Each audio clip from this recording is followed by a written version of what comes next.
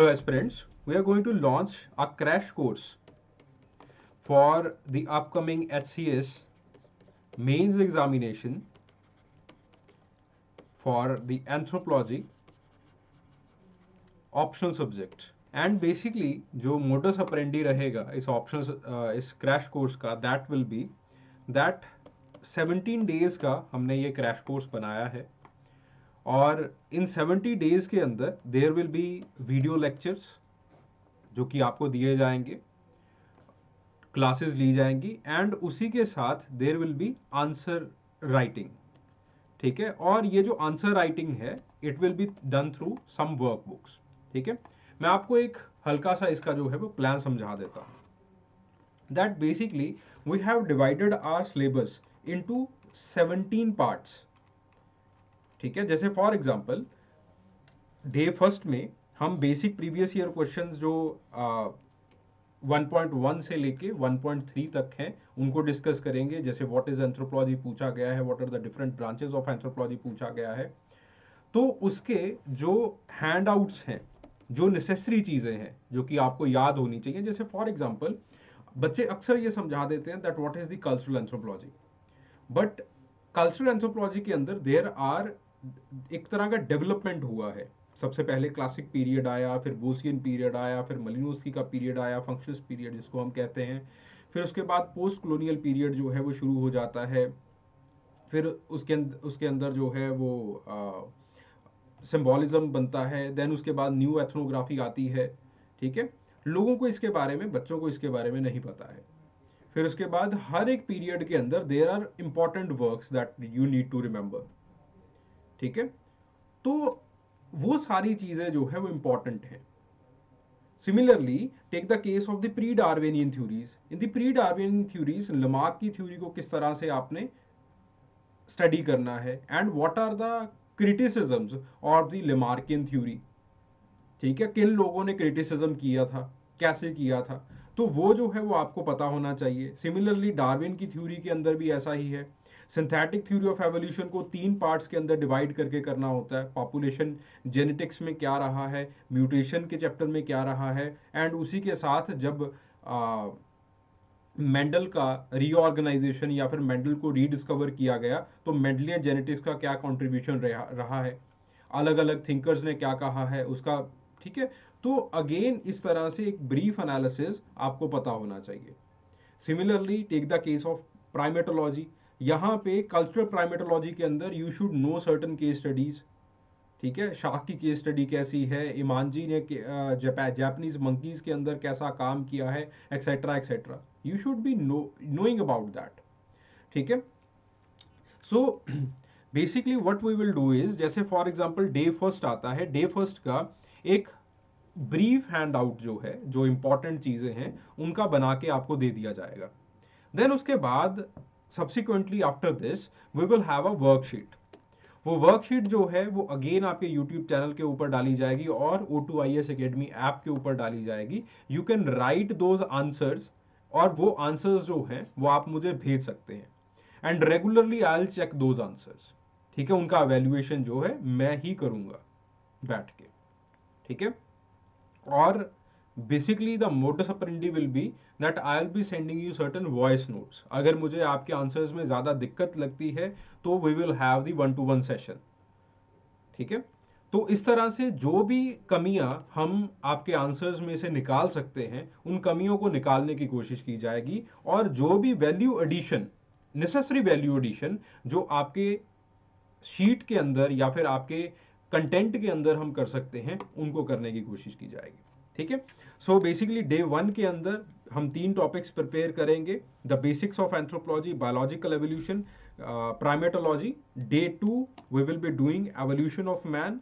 और देखो यहाँ पे लोगों को, जो बच्चे हैं, होमो इरेक्टस का डिबेट क्या है, होमो इरेक्टस की डिबेट क्या है, उनकी फाइलोजेनिक डिबेट क्या है, नियंदरथाल मैन की क्या कंट्रोवर्सीज रही हैं, जहां से सवाल पूछे जाते हैं. यूपीएससी भी वहां से पूछ रहा है और हो सकता है एचसीएस भी आगे आने वाले टाइम में वहीं से पूछे. ठीक है, similarly palaeoanthropology in India, Sivapithecus, Ramapithecus, Narmada man, अलग अलग लोगों का मत इनके बारे में क्या है. जैसे फॉर एग्जाम्पल नर्मदा मैन को बहुत सारे लोगों ने इवॉल्व हाइडलबर्जेंसिस जो है वो कहा है। सिवापिथिकस को बहुत सारे लोगों ने सॉरी रामापिथिकस को बहुत सारे लोगों ने the female version of Sivapithecus कहा है। ठीक है, तो now these are the view points. कुछ व्यू पॉइंट्स जो हैं वो स्टैनफोर्ड के हैं, कुछ व्यू पॉइंट्स जो हैं वो कुछ इंडियन यूनिवर्सिटीज़ के रहते हैं। तो वो व्यू पॉइंट्स आपको जानने की यहाँ पे एक व्यू पॉइंट जानना जो है वो आपके लिए इम्पॉर्टेंट है। सो मैं इन चीज़ों को as crisp as simple as I can वो चीज़ें जो है वो रखी जाएंगी, but again these are important. तो रेगुलरली जो हैंड आउट्स है उसके जरिए आपको दिया जाएगा मटेरियल। देन उसके बाद बात आती है biological basis of life, world archaeology, Indian archaeology. Again जो यहाँ पे these are the topics, important topics. उन चीज़ों को पॉइंट बाय पॉइंट ब्रीफली आपको हैंड आउट के अंदर दिया जाएगा। And again there will be 6 questions. वो 6 क्वेश्चन जो है वो वर्कशीट के थ्रू आपको प्रोवाइड किए जाएंगे। देन उसके बाद on day 4th ethno archaeology will be discussed, demographic profile in India will be discussed. In day 5th nature of culture, nature of society, marriage, family, kinship, it will be discussed. And in day 6th, economic anthropology, political anthropology, the study of religion will be discussed. Day 7th, anthropological theories will be discussed. Day 8th, culture, language and communication will be discussed along with the research methods in the anthropology.